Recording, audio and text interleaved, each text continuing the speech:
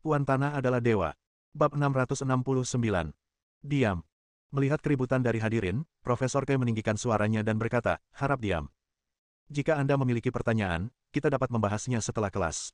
Mari kita lanjutkan kuliahnya. Bagaimanapun, status Profesor K ada di sana, dan dia sangat dihormati.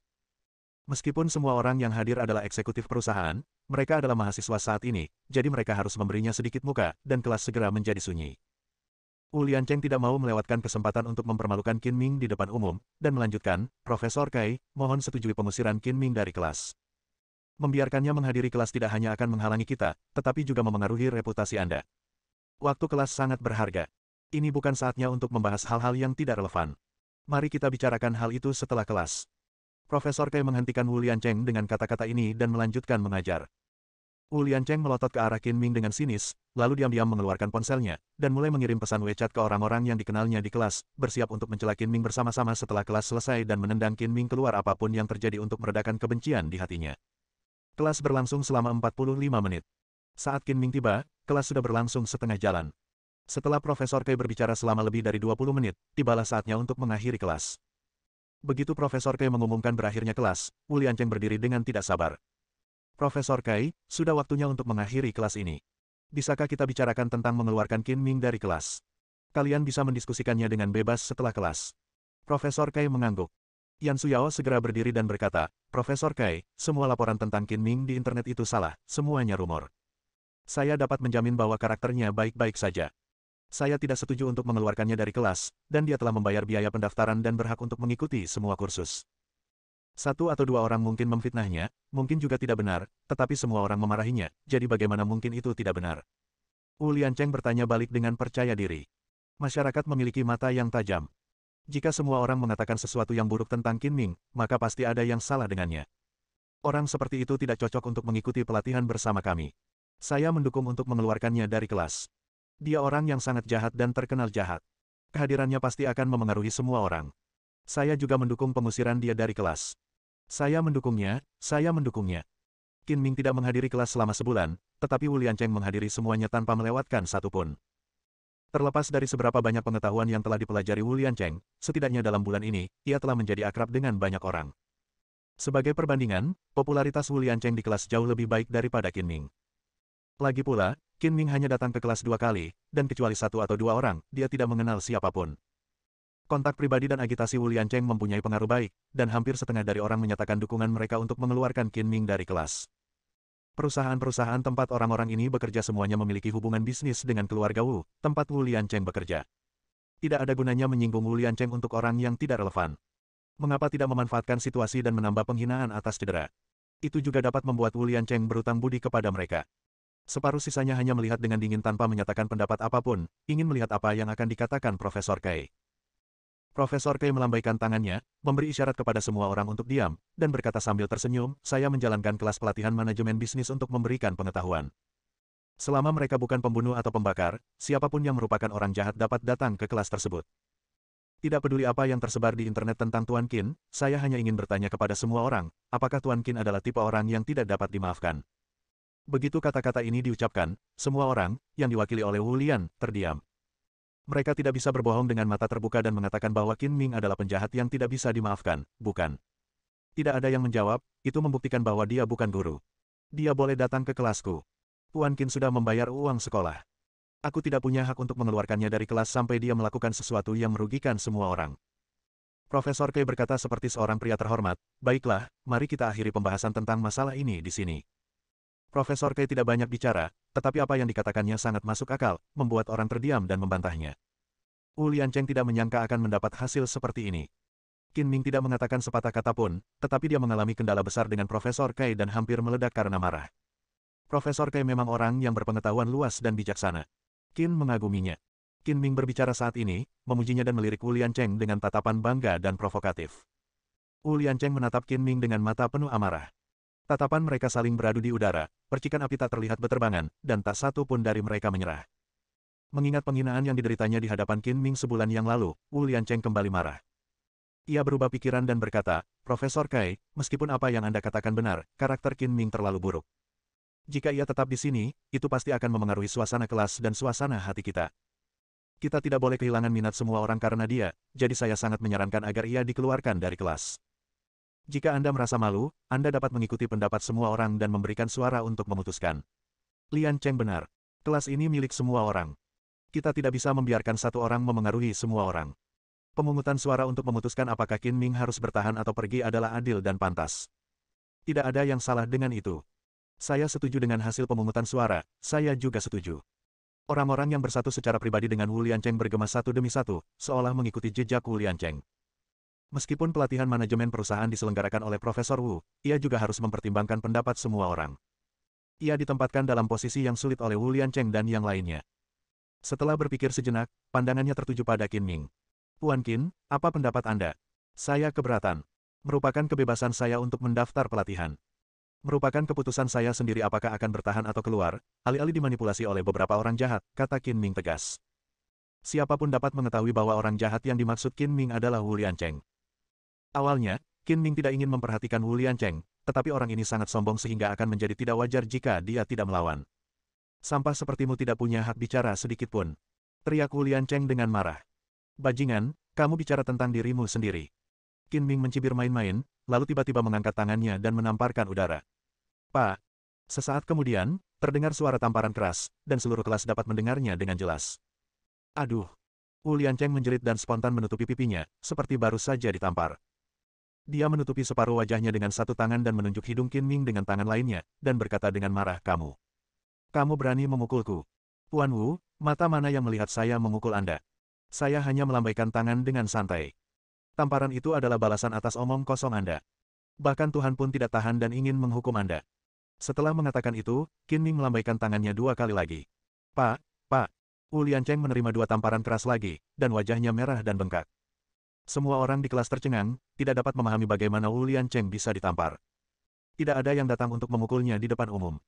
Meskipun Qin Ming adalah yang paling mencurigakan, dia masih beberapa meter jauhnya dari Wu Liancheng. Sungguh aneh bahwa dia bisa menamparkan wajahnya hanya dengan melambaikan tangannya ke udara. Dasar bajingan, beraninya kau memukulku. Ditampar di depan umum adalah penghinaan besar. Wu Liancheng merasa kehilangan muka dan mengumpat dengan keras. Pak. Wu Liancheng ditampar 2 kali lagi tepat setelah dia selesai berbicara. Namun, dia tidak bodoh. Dia menutupi pipinya dengan kedua tangan, dan tamparan itu mendarat di punggung tangannya. Seluruh kelas hening, kecuali suara tamparan. Mereka yang berada di kelompok yang sama dengan Wu Liancheng dan menargetkan Qin Ming semuanya mengecilkan leher dan secara tidak sadar melindungi pipi mereka, takut mereka juga akan ditampar. Tidak ada yang menamparkan Wu Liancheng, jadi dia ditampar di depan umum. Kejadian itu terlalu aneh, dan suasana di kelas juga menjadi aneh. Banyak orang bergumam dalam hatinya, ini aneh sekali, mungkinkah ada hantu di siang bolong?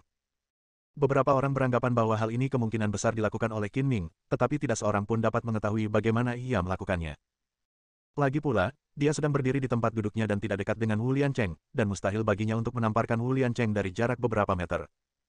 Hanya Qin Ming sendiri yang tahu dengan jelas bahwa tamparan yang diterima Wu Liancheng disebabkan olehnya. Ketika dia melambaikan tangannya, ki sejati yang tak terlihat dilepaskan, yang menamparkan Wu Liancheng. Tuhan akan menghukummu. Mari kita lihat apakah kau berani bicara omong kosong lagi. Qin Ming berkata dengan nada sombong. Kaulah yang memainkan trik penyihir itu. Aku tidak akan pernah memaafkanmu. Wu Liancheng sangat malu dan marah hingga dia marah besar, tetapi dia masih memiliki sedikit akal sehat. Setelah ditampar beberapa kali, dia akhirnya bereaksi dan buru-buru berjongkok di bawah meja. Beraninya kau memfitnahku. Apa kau percaya Tuhan akan terus menamparmu? Qin Ming mengancam. Profesor Kei juga tercengang oleh pemandangan aneh itu. Ia tersadar saat itu dan berkata sambil batuk dengan jelas, baiklah, berhenti berdebat, mari kita akhiri saja. Puan Qin, lanjutkan kelas Anda. Puan Wu, apakah Anda ingin pergi ke ruang kesehatan sekolah? Tidak ada yang berani menyebutkan tentang pengusiran Qin Ming dari kelas lagi, termasuk Wu Liancheng. Alasan utamanya adalah karena tamparan itu terlalu aneh dan dia benar-benar bingung. Meskipun dia yakin bahwa Qin Ming yang melakukannya, dia tidak punya bukti. Ada 20 orang yang menonton di sana, tetapi Qin Ming tidak menghampiri dan menamparkan Wu Liancheng. Hanya berdasarkan fakta bahwa dia melambaikan tangannya, mereka memutuskan bahwa dialah yang melakukannya, dan tidak akan ada gunanya bahkan jika mereka memanggil polisi. Wu Liancheng benar-benar menderita kerugian besar. Dia ditampar 6 atau 7 kali, dan dia tidak punya tempat untuk mengeluh. Dia merasa 100 kali lebih menderita daripada orang bodoh yang makan ramuan pahit. Dia sangat marah sehingga wajahnya memerah dan lehernya menjadi tebal. Setelah kehilangan muka di depan banyak orang, Wu Liancheng tidak tega untuk menghadiri kelas. Dia takut berdiri dan keluar dari kelas, karena takut ditampar dengan aneh lagi. Dia hanya bisa menahan penghinaan, membungkuk, dan berlari keluar kelas karena malu. Setelah meninggalkan kelas, Wu Liancheng memberanikan diri untuk menegakkan punggungnya. Dia berbalik dan menatap tajam ke arah Qin Ming, menggertakkan giginya karena kebencian, dan berkata dengan suara lantang, "Dasar bajingan, tunggu saja aku. Aku akan membuatmu membayar 100 kali lipat atas rasa malu hari ini." Pada saat yang sama, Qin Ming menoleh untuk melihat Wu Liancheng, mengangkat lengannya dan berpura-pura melambai. Tamparan aneh di wajah itu telah meninggalkan bayangan besar di hati Wu Liancheng. Dia sangat takut sehingga dia mengecilkan lehernya dan melarikan diri dengan tergesa-gesa. "Haha." Qin Ming mencibir, "Dasar pengecut, kau ingin melawanku. Kau terlalu muda." Bab 670. Profesor Kei keluar dari kelas dan kembali ke kantornya untuk beristirahat. Yang lain menatap Qin Ming dengan tatapan aneh dan berdiskusi dengan suara pelan tentang apa yang terjadi pada Wu Liancheng yang ditampar dengan cara aneh. Setelah menunggu selama 2 menit, Yan Suyao akhirnya tidak dapat menahannya. Dia berpura-pura pergi ke kamar mandi, berjalan-jalan, dan berjalan ke ruang kelas melalui pintu belakang. Dia duduk di kursi kosong di sebelah Qin Ming dan berbisik, "Apa yang terjadi tadi? Jangan bilang bahwa tamparan di wajah Wu Liancheng tidak ada hubungannya denganmu. Itu hanya pembalasan dendam untuknya. Itu tidak ada hubungannya denganku." Qin Ming melambaikan tangannya ke arah Yan Suyao dan berkata, "Apakah kamu merasa seperti ditampar?" Yan Suyao menggelengkan kepalanya. Belum lagi ditampar, dia bahkan tidak merasakan angin sepoi-sepoi pun. "Itu saja. Kamu begitu dekat denganku, tetapi aku tidak bisa menamparmu. Terlebih lagi, pria bernama Wu itu begitu jauh dariku." Qin Ming berkata dengan alasan yang cukup.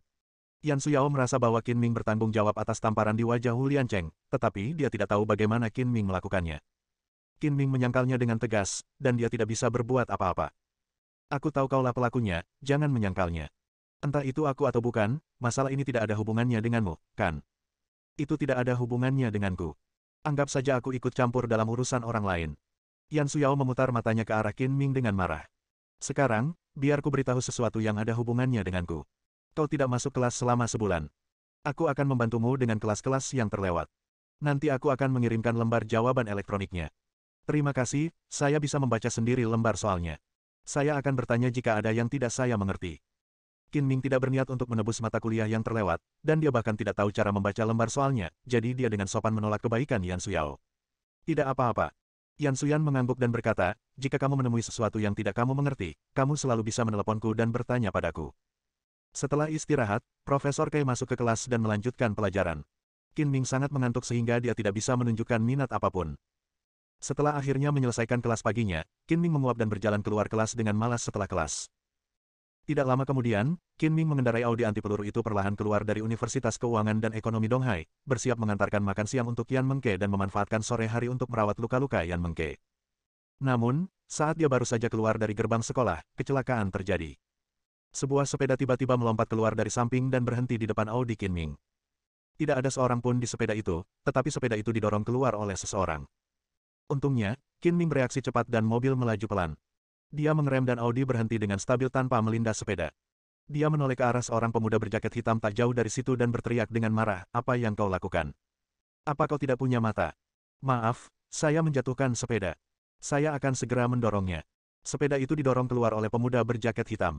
Dia tampak meminta maaf dan berkata akan mendorong sepeda itu, tetapi kakinya tetap di sana tanpa bergerak. Qin Ming segera waspada, menyadari bahwa orang itu sengaja mendorong sepedanya keluar, dan mendesak, "Cepat dorong sepeda itu, kalau tidak, kami tidak akan bertanggung jawab jika sepedanya terinjak." Setelah berkata demikian, Qin Ming menginjak pedal gas beberapa kali, dan mobil Audi itu pun mengeluarkan suara menderu, seolah-olah akan menyala di jalan kapan saja. "Jangan khawatir, aku baru saja terkejut dan tangan serta kakiku lemas. Beri aku waktu setengah menit untuk beristirahat. Aku janji tidak akan menundamu." Pria muda berjaket hitam itu berkata sambil tersenyum nakal, sama sekali tidak terlihat takut. Pada saat ini, dua kelompok orang tiba-tiba turun dari dua mobil van yang diparkir di pinggir jalan sejauh 3 atau 4 meter. Total ada sekitar 15 atau 16 orang. Sebagian besar dari mereka menyembunyikan tangan kanan di lengan mereka, dan mereka menyerbu seperti lebah. Qin Ming menyipitkan matanya dan segera mengerti apa yang sedang terjadi. Pria berjaket hitam itu sengaja menghentikannya untuk memberi waktu bagi orang-orang di dalam mobil van itu. Tampaknya ada masalah lagi. Pada saat yang sama, Qin Ming menggunakan kemampuan clairvoyance-nya untuk melihat sekelompok orang yang melompat dari mobil van. Dia melihat bahwa mereka memegang tongkat, pipa besi, dan senjata lainnya di tangan mereka, dan jelas bahwa mereka datang untuk bertarung. Karena sekarang sedang musim dingin, orang-orang mengenakan pakaian yang lebih tebal dan menyembunyikan ranting-ranting itu di balik mantel atau jaket mereka, sehingga tidak mudah ditemukan. Pemuda berjaket hitam itu mengubah raut wajahnya yang tadinya ceria dan suka tersenyum, lalu berkata dengan nada sinis, "Wah, kalau aku dorong sepedamu, kamu nggak akan bisa pergi. Siap-siap dipukuli. Benarkah?" Qin Ming mendengus dengan nada meremehkan, masih belum jelas siapa yang akan dipukuli. Meskipun kalian memiliki begitu banyak orang, jika kalian menggangguku, kalian pasti akan menjadi orang yang mendapat masalah. Sialan, apa kau tidak takut angin kencang dan lidahmu tergigit? Cepat turun ke sini. Teriak pemuda berjaket hitam itu dengan arogan. Baiklah, sesuai keinginanmu. Segalanya telah sampai di pintu dan tidak ada cara untuk menghindarinya. Qin Ming hanya bisa menyelesaikan masalah itu sebelum pergi. Dia membuka pintu dan keluar dari mobil perlahan-lahan. Orang-orang di dalam mobil van itu juga berlari maju dan mengelilingi mobil Audi itu, menatapnya bagaikan serigala yang mengelilingi seekor domba, tanpa menyadari bahwa mereka sedang mengelilingi seekor Tyrannosaurus Rex yang 10 kali lebih ganas daripada seekor harimau. Tokoh utama mengenakan jaket anti angin hitam, kacamata hitam, cerutu di mulutnya, dan rantai emas setebal jari kelingking di lehernya. Dia memiliki ekspresi yang sangat tidak puas, dan dia tampak seperti bos gangster sungguhan. Saudara Diao. Pemuda berjaket hitam itu bergegas ke depan pria yang suka memerintah itu, membungkuk dan mengangguk untuk menyambutnya, lalu berteriak kepada Qin Ming dengan sikap mendominasi, "Sekarang setelah kau melihat saudara Diao, mengapa kau tidak berlutut dan bersujud dengan cepat, atau aku akan membuatmu sedikit menderita?" "Saudara Diao, aku belum pernah mendengar tentang dia." Qin Ming berkata dengan nada menghina tanpa menatap pria sombong itu. "Dasar kau orang bodoh, kau bahkan belum pernah mendengar nama saudara Diao, tapi kau masih berani menyombongkan diri." Pemuda berjaket hitam itu berkata, "Dengar baik-baik. Saudara Diao adalah salah satu saudara paling berkuasa di bekas geng Elang Langit, yang sekarang menjadi perkumpulan teratai merah. Dia terkenal di dunia bawah. Jika saudara Diao menghentakkan kakinya, separuh kota Donghai akan gemetar. Merupakan kehormatan bagi Anda bahwa saudara Diao dapat menghadapi Anda secara langsung hari ini. Jika Anda tidak ingin dipukuli sampai mati, berlututlah dan mohon belas kasihan." Setelah mendengar sanjungan dan bualan dari pihak lain, senyum di wajah Qin Ming menjadi lebih ceria. Dia tidak menyangka bahwa orang-orang ini berasal dari perkumpulan teratai merah. Dia hanya akan mendapat masalah. "Saya belum pernah mendengar tentang saudara Diao dari perkumpulan teratai merah. Beranikah Anda memberitahu saya nama lengkapnya? Bagaimana mungkin orang buta sepertimu tahu nama kakak Diao?" Melihat sikap Qin Ming yang masih menghina, pemuda berjaket hitam itu menjadi marah. Dia berbalik dan meminta petunjuk kepada pria yang seperti bos itu, "Kakak Diao, anak ini tidak akan menangis sampai dia melihat peti mati. Mari kita beri dia pelajaran dulu. Buat apa buang-buang waktu bicara dengannya? Hajar saja dia." Kakak Diao mencabut cerutu dari mulutnya dengan 2 jari dan memerintah dengan tidak sabar. "Pukul aku." Pemuda berjaket hitam itu mengangkat tangannya dan berteriak, menyambar pipa baja sepanjang setengah meter dari tangan orang di sebelahnya, dan bergegas maju lebih dulu. Menurutnya, Qin Ming pantas dikalahkan, dan ini adalah kesempatan bagus baginya untuk pamer di depan saudara Diao. Pada saat ini, seseorang menghampiri saudara Diao dan berbisik, "Saudara Diao, pria ini tampak familiar bagiku. Dia tampaknya adalah Tuan Qin. Belum terlambat untuk bertanya kepadanya terlebih dahulu sebelum bertindak." "Tuan Qin." Saudara Diao memutar matanya dan bertanya, "Tuan Qin yang mana?" "Dia adalah bos sebenarnya di balik perkumpulan teratai merah, Master Qin Ming. Saya pernah bertemu Master Qin sebelumnya dan mereka terlihat persis seperti dia. Jika mereka orang yang sama, kita akan mendapat masalah besar. Tidak mungkin itu hanya kebetulan, kan?" Kakak Diao merasa sedikit bersalah. Dia menatap Qin Ming dengan saksama dan mengamatinya dengan saksama. Namun, beberapa orang telah mengepung Qin Ming, dan sosok-sosok itu bergoyang, jadi dia tidak bisa melihat dengan jelas. "Apakah kamu yakin dia Qin Ming?" "Saya tidak 100% yakin, tetapi keduanya terlihat sangat mirip," kata orang yang menanggapi. Tendangan Qin Ming tampak malas, tetapi sebenarnya sangat cepat dan mengenai perut pemuda berjaket hitam yang mendekat lebih dulu. Pria itu tiba-tiba berteriak, terlempar ke belakang, menjatuhkan 2 orang, dan jatuh ke tanah. Tetapi karena ada 15 atau 16 orang di sisi lain, celah itu dengan cepat terisi, dan kemudian seseorang mengayunkan tongkat di tangannya ke arah Qin Ming. Para gerombolan ini bukanlah tandingan Qin Ming. Dia memasukkan tangannya ke dalam saku dan tidak berniat menyerang. Dia hanya menggoyangkan tubuhnya dengan santai dan menendang dengan kakinya, dan mereka yang menyerbu ke arahnya jatuh satu demi satu. Dalam sekejap mata, 5 atau 6 orang jatuh ke tanah, tetapi Qin Ming tidak terluka. Tidak ada seorang pun yang bisa mendekatinya dalam jarak 1 meter. Kakak Diao tiba-tiba merasakan firasat buruk. Kelopak matanya berkedut tanpa alasan dan dia berkata, "Hentikan, hentikan." Mendengar teriakan saudara Diao, orang-orang yang tersisa menghentikan serangan mereka, masih mengangkat senjata tinggi-tinggi di tangan mereka, tampak ganas. Namun, siapapun dapat melihat bahwa Qin Ming adalah pria tangguh, jadi dia tidak dapat menahan perasaan terintimidasi dan berpura-pura berani. "Teman, bolehkah aku tahu namamu?" Saudara Diao adalah bos lokal dari bekas geng Singlong. Meskipun dia pernah mendengar tentang Qin Ming, dia belum pernah bertemu Qin Ming. Dia memutuskan untuk bertanya terlebih dahulu agar tidak menemui jalan buntu. "Kamu tidak layak mengetahui namaku." kata Qin Ming dengan nada menghina. Wajah saudara Diao menjadi gelap, dan dia menahan amarahnya dengan sekuat tenaga. Dia mengepalkan tinjunya dengan munafik dan berkata, "Aku Diao Dehai. Kamu bahkan tidak memberitahuku namamu. Bukankah kamu terlalu tidak sopan kepadaku?" Diao Dehai, Qin Ming merasa nama itu tidak asing dan kemudian teringat bahwa bajingan yang membakar panti asuhan tadi malam adalah anak buah Diao Dehai. Ia juga menyarankan agar Situ Honglian menggunakan Diao Dehai sebagai contoh untuk memperbaiki tren yang tidak sehat di geng Yuan Xinglong. Ia tidak menyangka bahwa orang ini akan jatuh ke tangannya hari ini. "Jadi kamu Diao Dehai," kata Qin Ming dengan nada bercanda. "Kalau begitu, diamlah dan dengarkan baik-baik. Aku tidak akan membuatmu takut dengan menyebut namaku. Aku, Diao Dehai, adalah orang penting di kota Donghai. Bagaimana mungkin aku takut dengan sebuah nama? Katakan saja padaku." Diao Dehai berkata dengan arogan, dengan amarah di dalam hatinya. Selama pihak lain itu bukan Qin Ming, dia akan melumpuhkannya hari ini. "Kau tidak boleh pamer di hadapanku. Namaku Qin Ming. Kamu pasti pernah mendengar namaku, kan? Anda adalah Qin Ming, bukan, Tuan Qin." Mendengar Qin Ming memperkenalkan dirinya, Diao Dehai tidak dapat menahan diri untuk tidak menghirup udara dingin. Kakinya bergerak mundur tak terkendali hingga ia menabrak adik laki-lakinya di belakangnya. Ia tercengang dan sangat menyesalinya. Bersambung.